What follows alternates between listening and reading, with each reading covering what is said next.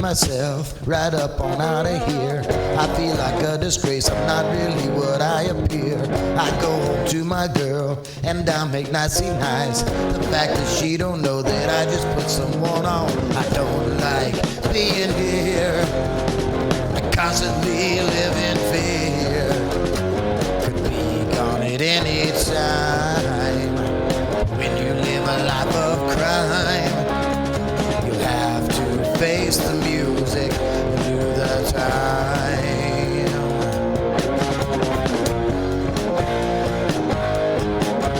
I'm trapped again, and fate as always hasn't wrapped again. I always get caught in my life of sin, but I just keep on going back again.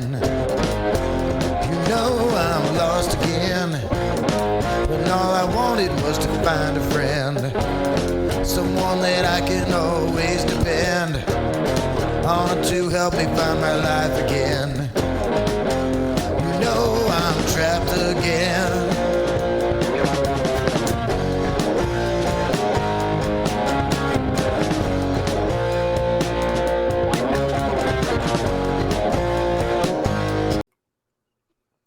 Welcome, everyone, to Tracking a Mandalorian.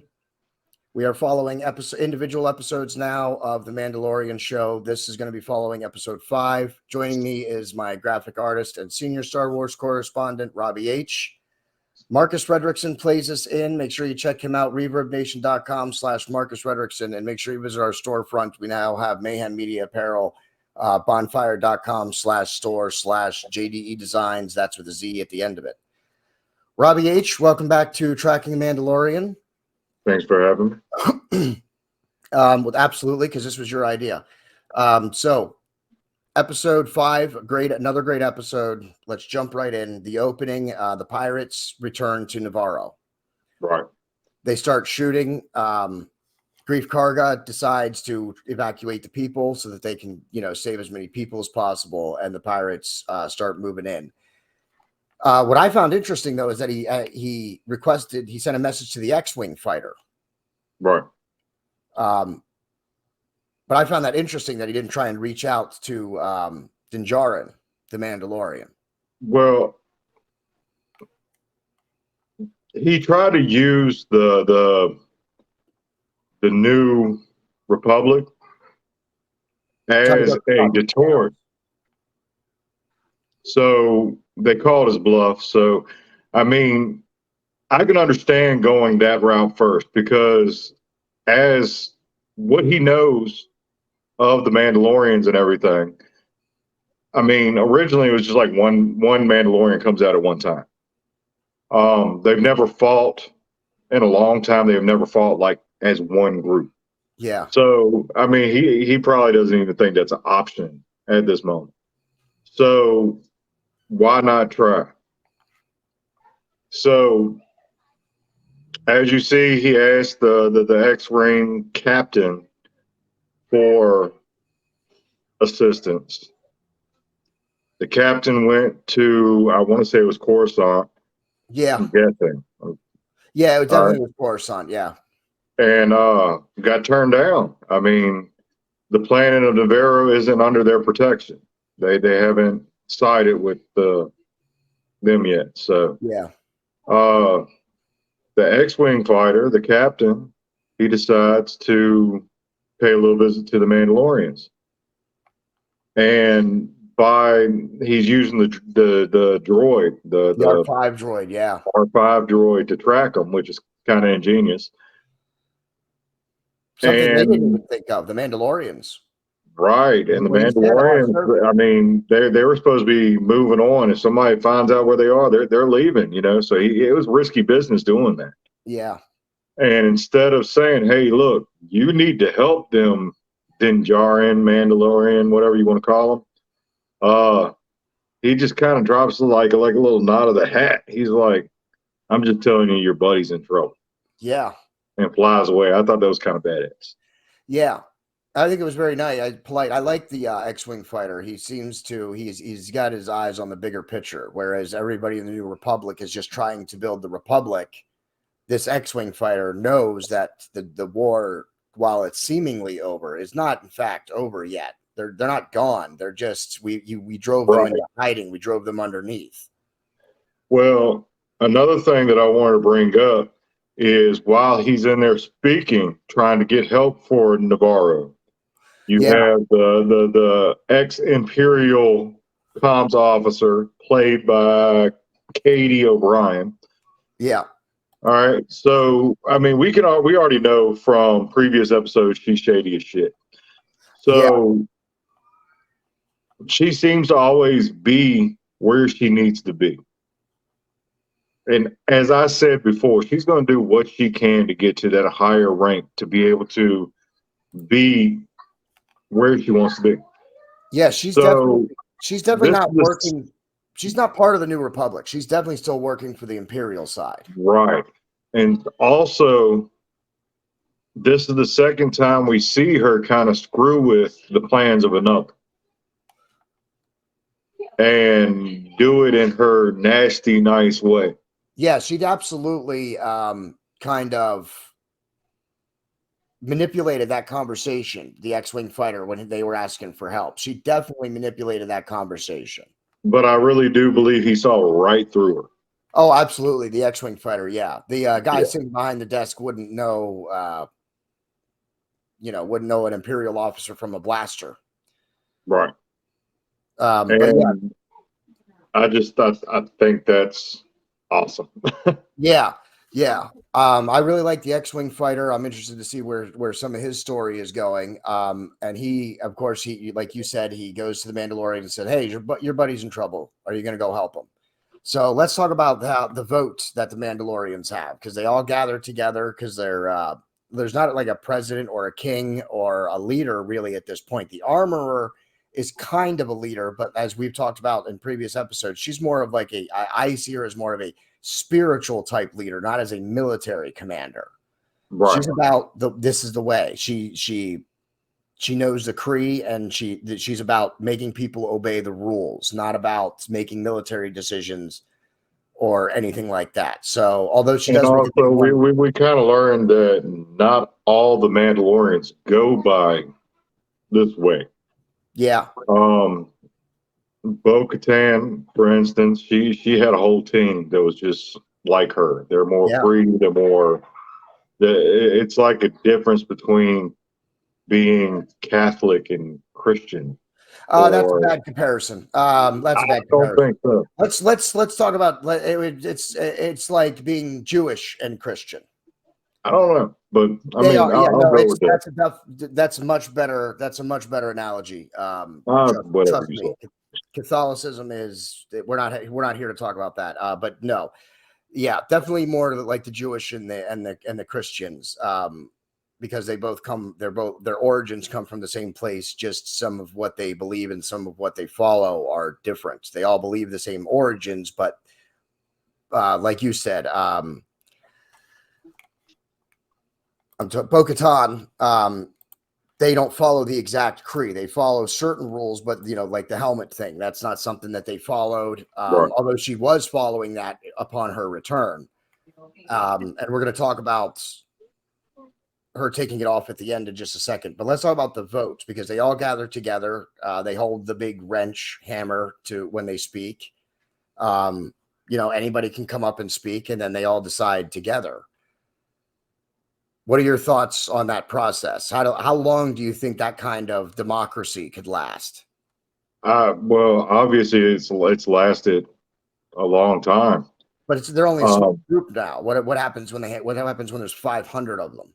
Well, I mean, from the way that I've seen, I mean, with the Mandalorians themselves, I mean, you can only assume unless you dug so deep into the Mandalorian culture online that you can, which I have not. Yeah. All right, so I'm going by the little bit I know and from what I'm seeing off this show. So the Mandalorians, that they're passing around this hammer like it's the peace pipe. And I mean, of course, it's gonna have to change the bigger the group is. But for right now, this is what works. Yeah. All right. It's not within them to help Navarro because of the way they were treated when they were on Navarro. Yeah. They were living in the sewers. Their last time they were on there, they had a big battle versus Grief Cargo. Yeah. So, I mean, this was one of those times where I really didn't know which way they were going to swing it. Yeah, I thought the big guy with the big gun at the end was going to talk against it, but then he turned it out to be for it, and that's I think I was kind of like I kind of called it at that for him at least because I remember he was the one with his son yeah, that got took. So from the previous episode, so yeah, I knew he would kind of go for it, but I thought there was going to be like another season with like Boba Fett where it's going to be Din Djarin, Bo-Katan, and him maybe. I didn't think the whole group would go for it. So when they were like, "This is the way," yeah, that was the way. yeah. So They go and they liberate Navarro. Great battle scene. wonderful. I love seeing all the gadgets being used. I used to play the Bounty Hunter video game back on like PlayStation 2, where you're using the what do you call it? The like the rope that goes Yeah, around them, yeah, the lasso, the flames, everything. I mean, yeah, I yeah. love seeing everything. I don't have an answer for that. Absolutely. Yeah, it was a great battle scene with Din Djarin and Bo-Katan taking down the cruiser. Right. Or the relics of a cruiser. It certainly wasn't an Imperial cruiser of old, but it was like the relics of one. They had like rebuilt it and reconstructed portions of it. But it wasn't, they did a great job and took it down. And the Mandalorians on the ground did it. I mean, they did a great job. They coordinated and they all followed Bo-Katan. She was pretty much, again, the leader of the war party. Yeah, I would say so. And it showed off Din Djarin's flight skills. Yeah. And finally, you got to see the armor in action, which kind of surprised me because when I saw her creeping up, I have no trust for the armor for some reason. Yeah, you No don't trust. the I armor. think she's sketchy. So when I saw her walking up, I was like, something's going to happen. But she kicked ass like the rest of them. Yeah, and she's definitely a hell of a fighter, that's for sure. So they liberate, they're going to get their land, they're going to live on it. Now let's talk about the most interesting part of this episode, in my opinion. I think the ending, what happens here towards the end. The armorer has a conversation with Bo-Katan. Right. Bo-Katan tells her about the mythosaur, that she actually seen the mythosaur, and then the armorer tells her about what the mythosaur means, what the lore is basically around the mythosaur. And then she tells her to take off her helmet, which I found to be very interesting. And Bo-Katan was kind of interested as well. She almost didn't have trust in her because, I mean, she was actually going for the way, I guess you could call it. Yeah. So, No, I mean, she was down for what she was doing. And for her to take the helmet off, that was a big step after she just became part of them. What are your thoughts on all of a sudden the armorer now? It's okay. Is it just she wants to rebuild? She wants to get all of the Mandalorians, all the different, because they're spread out. There are many more Mandalorians, but they're all spread out. And so she wants to start bringing them all together. What are your? I mean, to be honest, like I said, I think she's sketchy. I don't know what she has going on, but I believe there's something going on. With her getting all the Mandalorians together and using Bo-Katan as the bridge between different pathways. I mean, it could be where she can make herself leader. It could be make it to where Bo-Katan can be and she can rule from within. I don't know. Yeah, I definitely don't see the armorer trying to take over as like being the leader, but I could see her being the one who pushes Bo-Katan to being the leader, and then kind of exerting her influence over Bo-Katan, and then kind of being in power, but not really being in power. Right. That's definitely one way to go. I still think that the armorer, although the what throws me off is that she had her remove her helmet. I understand the reasons why. She wants to bring the Mandalorians together, all of the Mandalorians, whether they follow the way or they don't. Right. But I mean, show-wise, like for us wise, I believe the reason that they're doing this is just because the stars can show their faces more often. You think? I do. We have, I mean, other than Din Djarin, who, like I said, who's taking his helmet off twice, and I liked both the reasons. I liked both times that he took the helmet off. I think were played excellently. Right. This is the first time that I don't really understand what. I don't get it. The armor, after following the ways for so long, and that's being basically her role, is to make sure that the people follow the way. To now, all of a sudden, it's you can take your helmet off. We're going to bring. True, but let's just take our helmets off and have a party. Yeah. I don't. The minute you start compromising on what you believe in as the beginning of the end, so that it was weird for her to just make this left turn. I found that highly suspicious. Also, I'd like to still hope that she's just that this is all part of the plan, but I don't know either. With what you were saying makes me think that maybe that she does have ulterior motives, perhaps. Right.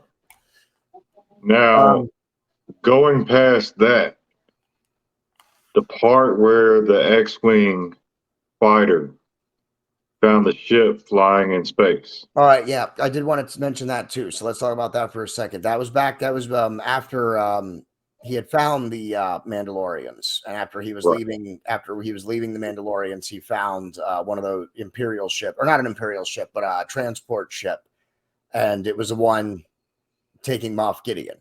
Well, I mean, you were right the first time. It was an Imperial ship. It was the old Imperial transport ship. Yeah. I think it's weird that they're using that now to transport prisoners. I mean, the Imperial left. I mean, once the Empire fell, there's a lot of stuff left behind. Left over. I understand. It's just, to me, it just marks evil. Yeah. I mean, that's all what right. I'm saying. So the entire time, I thought the X-Wing fighter dude, the captain, I thought he was going to die at this part. I thought something was going to pop out. Something was going to happen. It looked like a bait to me. I was like, okay, an Imperial cruiser is going to jump right in. And but they did say early in the episode that Moff Gideon, I believe that's his name. Yeah. That had the dark side.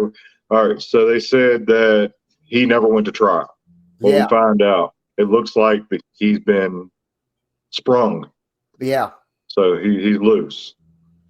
So we're going to see more of Moff Gideon in future episodes. Yep, he's not done either yet. And there's definitely something more. The Mandalorian, we talked about this in the previous episode about how there's a lot of different threads that they're adding in the Mandalorian here. And you had said that they have to be careful because they start adding too many and you're going to get away from what makes the show good. I don't have a problem with exploring the Star Wars universe. That's what all these shows are for. But we're following now. Now there's Moff Gideon. And they've done a little. They did a little nod to Star Wars Rebel, the alien bear-looking dude that he was talking to at the bar. What is it, Zeb? Yeah. Something. I mean, he showed on the episode, which I'm sure plenty of fans were excited about. But I don't know if they're going to keep following these threads on the Mandalorian itself, or they're going to end up having a whole show, like different shows for each one of these lines, just starting off just because of the Mandalorian being so popular. The Jedi also. What's her name? I'm totally drawing a blank on her name. Ahsoka, yeah, that's it. I mean, they have her. They debuted her in the series. You know what I mean? And she mentioned Thrawn's name. So now you got Ahsoka and Thrawn. You got Moff Gideon. You've got this Luke Skywalker. You got this Imperial. Well, I think he was more of a nod, but yes, you got this Imperial comms officer that we're tracking now. There's a lot of threads going on in the Mandalorian here, and I just, like you had said, I want to make sure they don't get off of what made the show good. Right, and the only thing the biggest thing I'm afraid of is having more episodes that has nothing to do with The Mandalorian or The Mandalorians. Yeah. Because I really, I mean, out of everything that I've watched Star Wars, and I've watched just about everything. I've watched the holiday special. I haven't done too much with like the cartoons. I'm not gonna lie. And the new show, the Andor show, I hadn't watched that one. Yeah. But everything else I had. And the Mandalorians themselves I've always found them interesting, and I'm finding them even more interesting with this show. Yeah. I watched some of the Clone Wars cartoon. The cartoons are not bad. They're not bad. They're good. But the Mandalorian being a live action and the way that they've done it so far is definitely one of the top things that they've got going for them in the Star Wars universe right now. I agree. So where do you think? Oh, the other thing I wanted to mention here before we get ready to wrap up is the armorer at the end of the episode. Also, they're going to Navarro now. They're going to live out in the open. She's going to send Bo-Katan to try and recruit other Mandalorians and get it, rebuild their groups. But now all of a sudden the armorer says it's time to reclaim Mandalore. Right as they get a place where they can go and call home, now they want to retake their planet. So before we wrap up the end of the episode, I want to talk about for a minute because the armorer decides that now it's time to reclaim Mandalore.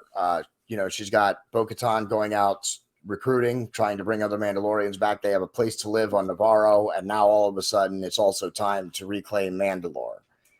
That seemed a little bit out of left field to me too, that all of a sudden now it's time. Right. Well, it is kind of in left field, like you said, but with them having the proof with Din Djarin and Bo-Katan actually being able to step foot in there, be able to breathe on Mandalore and stuff. Maybe she's thinking, hell, we may be able to rebuild on Mandalore. It would be difficult, but I mean, without me looking at her in a shady manner, which I do, I mean, it might just be that, or a way to control the Mandalorians to get them to say, hey, look, we're going to be able to go home, but you got to listen to what I say. That's interesting. I didn't think about that, trying to use it as a way to recruit, like, hey, we need your help, but we're going to reclaim Mandalore, but we need everybody back. Whether you follow the ways or you don't, we need everybody back so that we can reclaim Mandalore. That's interesting. I didn't think about that. That's an interesting thought. I guess we'll find out here in the next couple episodes. 3 episodes left. I'm going to sneeze. We can't get it right. No, maybe I'm not. Maybe I'm not going to sneeze. I felt like I was going to sneeze there, but I didn't have to. We got 3 episodes left in the season. We'll be doing these every Saturday night, so make sure you look for them. If you enjoy this series, hit the like button. Leave us a comment about anything in particular, so that we can comment on it on the next episode. And that's about all. Marcus Frederiksen does the music. ReverbNation.com/Marcus Frederiksen. Check him out, and also visit his apparel brand, started by his sister. Facebook.com/TheHumankind. Our storefront, bonfire.com/store/JDEDESIGNz. That's with a Z at the end of it. Pick yourself up some apparel. And of course, our sister show, the Boiling Point Podcast. Make sure you check them out. Facebook, YouTube, and Rumble. And Mayhem Media is also available on Facebook, YouTube, and Rumble. So hit the like button, hit the subscribe button. We need subscribers. Hit the subscribe button, please. And for my graphic artist and senior Star Wars correspondent, Robbie H., I am your host, JD, and this is The Way. The Way.